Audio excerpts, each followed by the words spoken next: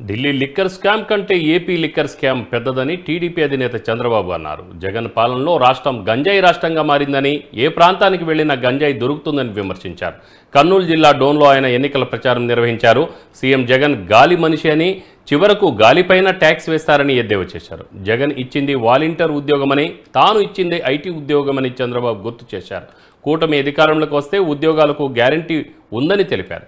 తాను తొలి సంతకం చేసేది డిఎస్సి పైనని హామీ ఇచ్చారు. జాబు కావాలంటే బాబు రావాల్సిందేనని, రానున్న ఎన్నికల్లో కూటమిని గెలిపించాలని చంద్రబాబు కోరారు. ఢిల్లీ లిక్కర్ స్కామ్ అంటే మన దగ్గర లిక్కర్ స్కామ్ ఇంకా పెద్దది అవునా కాదా? ఇది దొంగల ముఠ అవునా కాదా? ఈ సారా ముఠ లేదా? తమ్ముళ్ళు, మద్యం రేట్లు పెరిగాయి, దానివల్ల గంజాయి వచ్చింది. డోన్లో గంజాయి ఉందా లేదా? ఉందా లేదా?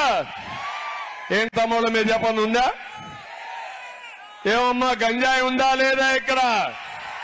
అంటే మన పిల్లల్ని గంజాయి బారిన పేర్చిన వ్యక్తులు ఈ వైఎస్ఆర్ కాంగ్రెస్ పార్టీ.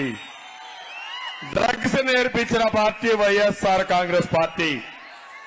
మన పిల్లలను నిర్వీర్యం చేసిన పార్టీ వైఎస్ఆర్ కాంగ్రెస్ పార్టీ. ఈ పార్టీ మనకు అవసరమా తమ్ముళ్ళు అని అడుగుతున్నా. ఏమవుతామని అడుగుతున్నా. నా ఆవేదన, నా బాధ నన్ను గురించి కాదు, ఆ చిన్న పిల్లవాడి గురించి చూడండి. 2 వేళ్ళు ఎత్తుకుని ఆ తల్లిదండ్రులు చెప్తే అదే పనిగా 2 వేలు తప్ప ఏమీ కనపడడం లేదు, ఊపుతానే ఉన్నాడు. అంటే ఆ తల్లి మా బిడ్డ భవిష్యత్తు నీదే చంద్రన్న అని నాకు చూపిస్తున్నారు.